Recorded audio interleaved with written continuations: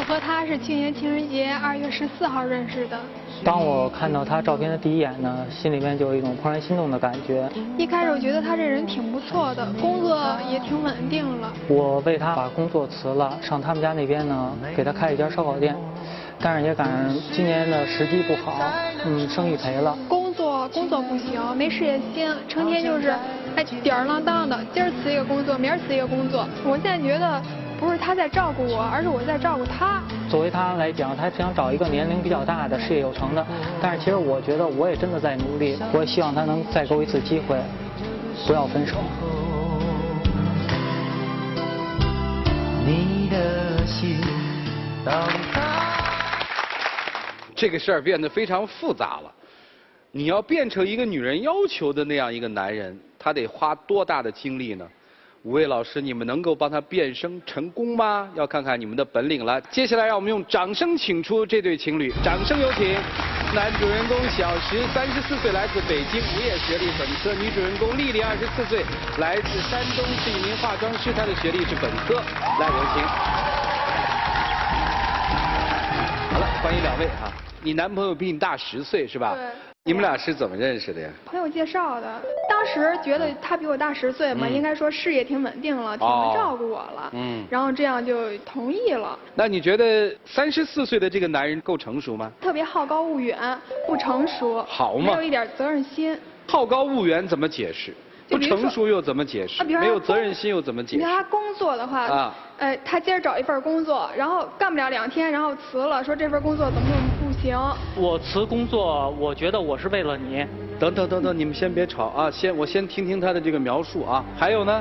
还有推卸责任，就比如说他这工作他不干了，他说他为了我不干了。哦，还是事实是为了你啊。事实是为了我，他那个工作辞了之后，他去我们的老家开饭店，我不同意他去，他没经过我同意就把工作给辞了。你没有经过姑娘同意就把工作辞了？但是他曾经说过一句话，他说在北京的生活压力太大了，因此这样我才把我自己的原有工作辞掉，完了以后上他们家那边开了一家烧烤店。我说北京压力大，我是想激励他，让他好好工作，多挣点钱。但是他不是这么想的，他就一味的他自己把工作给辞了，去那儿开烧烤店。他辞完工作之后，你们俩干嘛了？然后我就劝他呀，不让他去呀，让他不听啊。然后他已经把钱给取出来了，也找朋友借了几万块钱了，都已经什么都准备好了，但你就是他筹集好了去你老家开店的资金。对你不得不去了。然后那你可以不去啊。但我觉得他东西都准备好了，我就想支持一下他，然后我就跟他一块去了。那你现在干嘛埋怨他呢？他去我们家那儿的，去了2个月，他地儿都没选好。到他们老家去做生意，你并没有做市场调研什么的。我也做调研了，只不过就是说，其实我选的那个地儿，我觉得也挺好。它是一个写字楼边上，我开的这个店烧烤店比较有特色，是烤羊腿，在他们那边没有，所以。但是你一开始其实并没有在当地做市场调研，对不对？对，他都没调查好就去了，而且他2个月过去了，他房子都没租下来。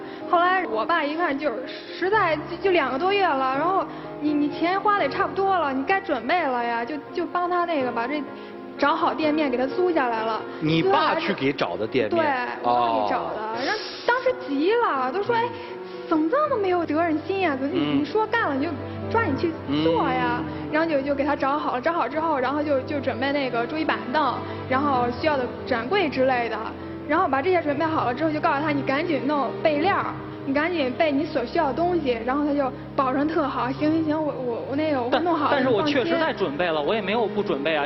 是后来又跟我说钱不够了，缺钱。我说那钱不够怎么办？说那你办信用卡吧。就刷信用卡。对，勉强的把这生意开起来了。就信用卡人不是催账了吗？然后他开始能还得上，但后来还不上了。还不上之后，人家找家里去了，然后我爸特别生气，不得已就把这钱就帮他还上了。店现在怎么样了？店现在不干了。不干了？对。干了多久啊？干了快1年了。赔了多少钱啊？几乎全赔进去了。大概多少？20多万。你们家有没有赔钱？当然赔了呀。赔了多少？就帮他还的信用卡那钱呀。多少钱？6、7万吧。好嘛，小30万，反正给你折腾了呗，是这意思吧？你干不了这生意就别干，对不对？哎，你不对呀，他是为你才去干的呀。我不是这么想的呀。你说一个女的，她谁不想自己的男朋友多挣点钱，能够撑起一个家呀？对，虽然说女的也得挣钱，但是这男的不应该多挣点吗？更应该撑起这家吗？就两个人互相合作呀。你为什么你嘴里老是钱钱钱的呀？那当时我跟你交往的时候，你怎么没有这样过呢？我当时工作很稳定的时候，你为什么没有说过这些？他从来没有站在我的立场上，跟我的角度上去考虑这些事情。我是一个北京人，我为了他大老远的800里地，我去到他们那边，我也不想赔。在他那边将近1年了吧，成天我的耳朵里全是钱，钱。你为什么不挣钱？其实我真的在努力，他没有看到。你就现在觉得他比较物质，对不对？我觉得太物质了，成天又要这个又要那个。我也曾经我是承诺过许多。他承诺了一些东西，他承诺给你什么呀？就比如说，哎，我们刚认识的时候，他说，哎，咱们过一段时间买辆车，我给你买辆40多万的车。但过一段时间，他说咱甭买40多万，咱买20多万的吧。但过一段时间之后，20多万也没买，说咱买10多万的吧。但是现在什么都没买。你不生意赔了吗？那生意赔了，那谁让他去那儿做了？今天有很多亲友也被你们带来了，是吧？我们首先请出女方的大姨，来，有请。你好，我是他大姨，我今天是叫丽丽回家了，那是骗子啊！别相信他，骗子。他怎么会是骗子呢？你问他，骗走我们家多少钱？6万多。家里边就那么多钱。大姨，您别生气。你别叫我大姨，我不认识你是谁。大姨，我真的在努力啊！我现在我回到北京的时候，我现在回来了，我想找一份稳定工作。不相信那一套，找工作吧嫌累，做生意吧不成，你能干什么呢？还想找我们家丽丽了，你配吗？我真的对丽丽真有感觉。你感觉什么感觉？我真的很爱丽丽。小石的母亲也来了啊，我估计你妈心里挺难受。来，我们有请小石的母亲，来，有请。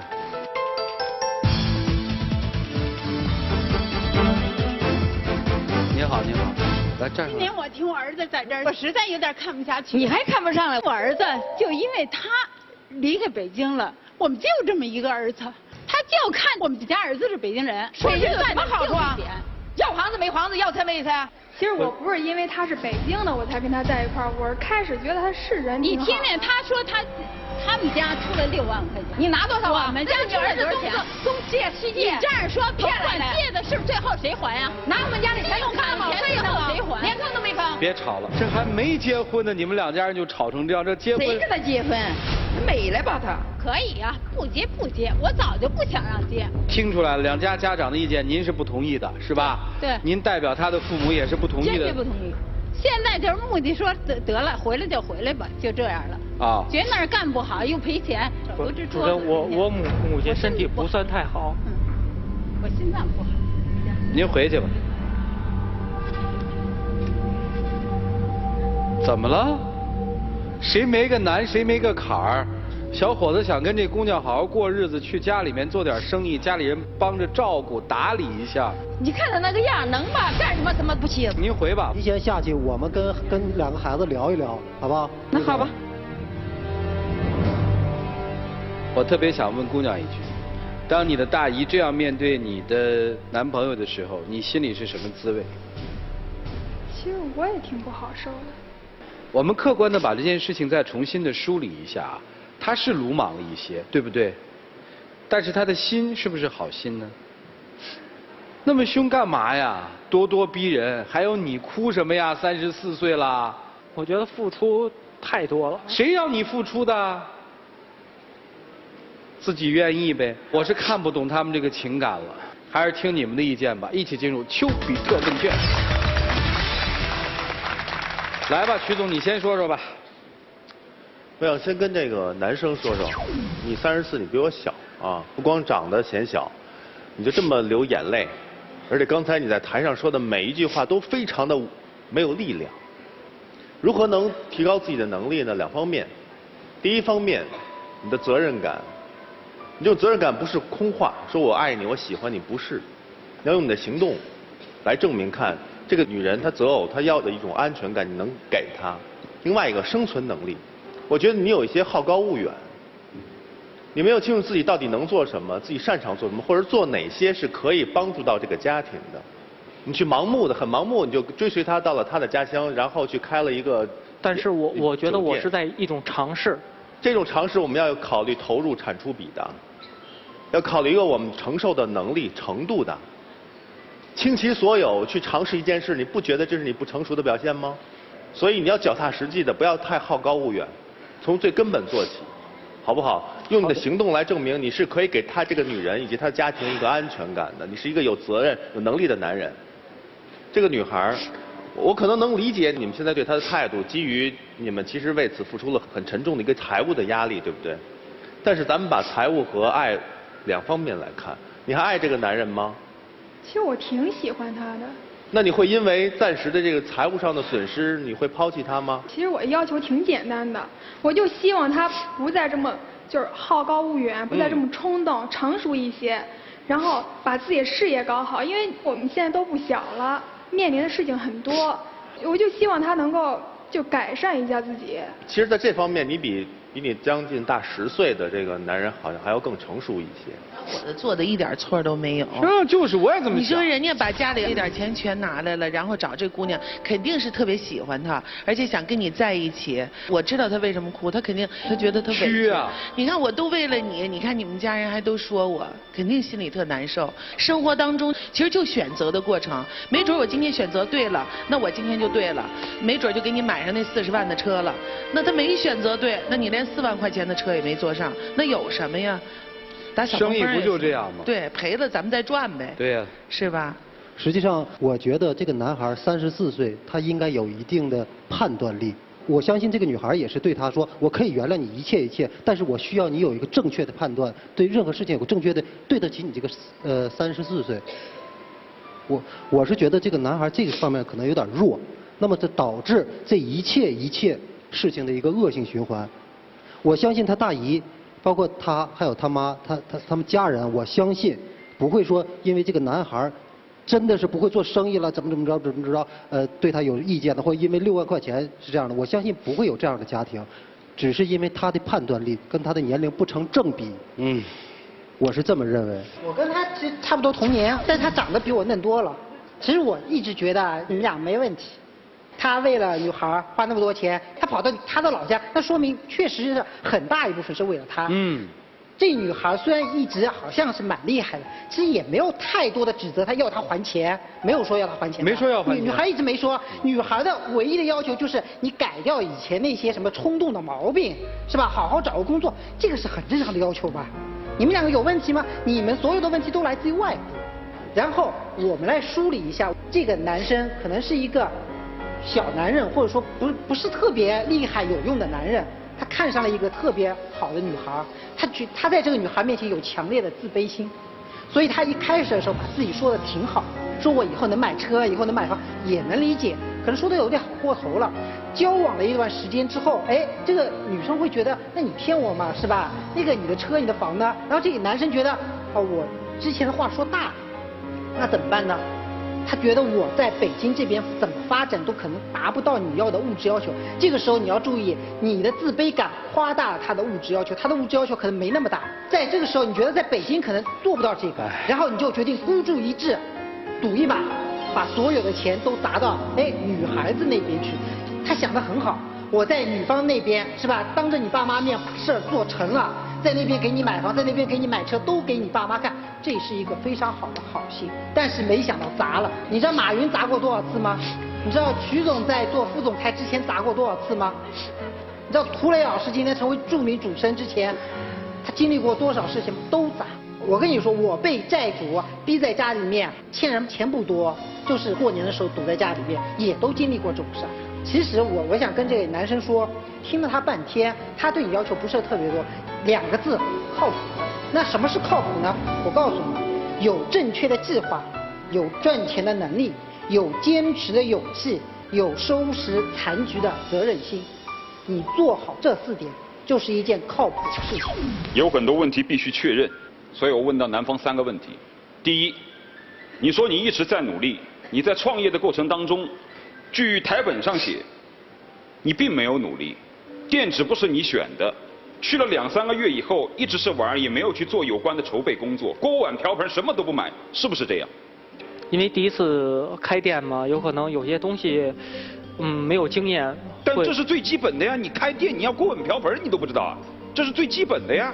没有要求你很高，一定要做第一次做生意一定要成啊！你既然认认真真去做一个东西，你该做的东西要做，你店址你得去选呐，什么考察之类的你不懂，我不说你的。锅碗瓢盆你都不买，你看什么店？第二，吹牛说大话有没有说过？说买40万的车，买什么电脑有没有说过？我给他买了一个笔记本。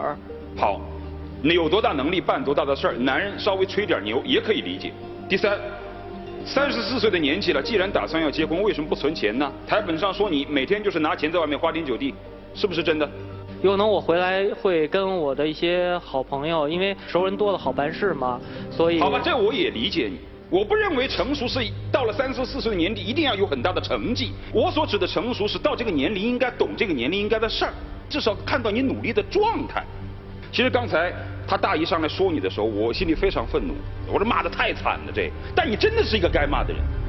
男人3个特点最不好的习惯你全沾到了：吹牛皮、不靠谱、好高骛远。其实生活当中有一种男人是让人又爱又恨的，就是你这种男人。他有激情和浪漫，他可以为女人掏光最后一个铜板，但是这种人却永远没有责任和恒心坚持下去。所以你永远只能给别人带来激情与浪漫，带来不了幸福与美好。你是有一颗爱他的心，但是必须付诸于实践。你头顶着梦想，但必须脚踏大地。而且最后我还有一句话送给你，说你小男人，说你的性格有的时候啊，这种喜欢哭、委屈、不够自信。一个男人如果要成功的话，不要让自己的性格驾驭了自己的能力。要不然的话，你真的一事无成。要用你的能力去驾驭你的性格，你才能够理性的对待任何事情。比如说，你对他的承诺；比如说你将来工作的步骤；比如说你将来对于人生的打算；再比如你对于你母亲的孝顺。这个姑娘，我觉得你得想她的出发点，她的出发点是爱你。当她最低谷的时候，她失败的时候，如果你真爱她了，你理解她，帮助她。姑娘，小伙子是喜欢吹点小牛，确实脚踏实地性差了点。你既然那么成熟，你带着他走，你教他也行啊。我记得涂老师在这个现场说过一句名言啊，很多时候比我们小很多的女人，她们其实能给到我们很多我们自己都不了解的经验。他为什么会这么说呢？他夫人比他小，但是他说他夫人教会他很多，他一直就此感激，所以他得出了个结论。所以说年龄不代表成熟，你成熟你带着他走啊，你不愿意你可以走，想好你们自己表白。让我们一起进入今天的黄金60秒。丽丽，我真的会努力下去的，请你相信我。虽然是有时候有些大话吧，但是经过这些老师的一些话语，我也明白了。请你再给我一次机会，我会努力做到的，相信我。其实我对你也挺有感情的，其实你这样我也挺难受的。就我真的希望你能改，不再这么不成熟了。我会改的，我真的会改。先找一份稳定的工作，完以后慢慢的发展努力，希望能陪着我。我其实不怕苦，我就是希望你能努力，你能真的说得到，做得出。我会的，再给我一次机会吧。请亮灯。我又想劝你别哭吧，我又想起了另一句话：男儿有泪不轻弹，只是未到伤心处。请回吧，两位。请回，请回，请回，谢谢你。要不然你们抱一起，咱就订婚也行。能相信我这一次吗？都不愿意回，行还是不行啊？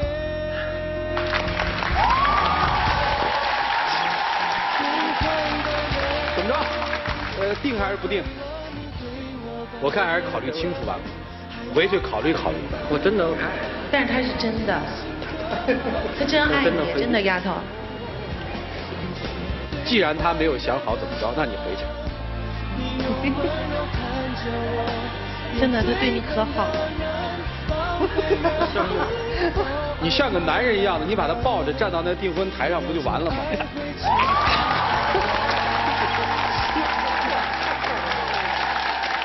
好，接下来让我们来见证这个被抢来的求婚时刻。来，让我们一起来见证一下。来，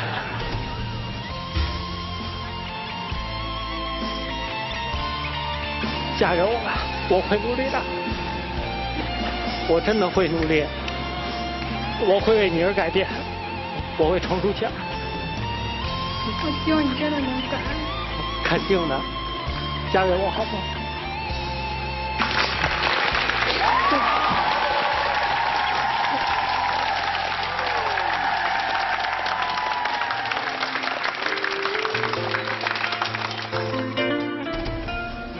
因为我不知道你求婚能不能成功，你知道吗？没让他们上来啊。拿着，那个戒指单拿着。好，回去，谢谢你们啊。这是杰利亚为你们订婚送的杰利亚套装礼盒，那是天津东尼佩吉钻石给节目嘉宾订婚送的一个这个钻饰哈。姑娘，很正式的一件事情啊。答应他的求婚吗？你打定主意了哈 ？OK。来，有请大姨。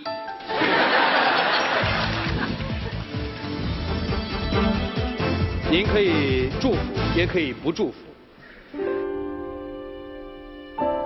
其实啊，小孩的事吧，嗨，只要他过得好，咱也就认了呗。就冲大姨这句话，干个人样出来，行吗？行，您祝福一下。祝福你们和和美美的，谢谢。脚踏实地。哎呀，谢谢大姨啊，谢谢大姨。来，有请妈妈来。哎，这会儿怎么健步如飞的就上来了呢？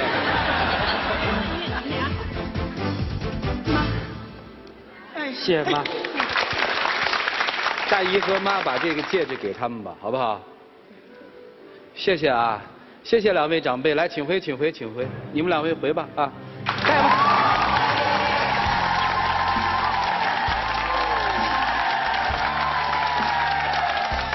你要是不好好干，你多对不起涂磊老师他们。谢谢主任，谢谢在场的专家们，谢谢你们。来，祝你们幸福，谢谢您。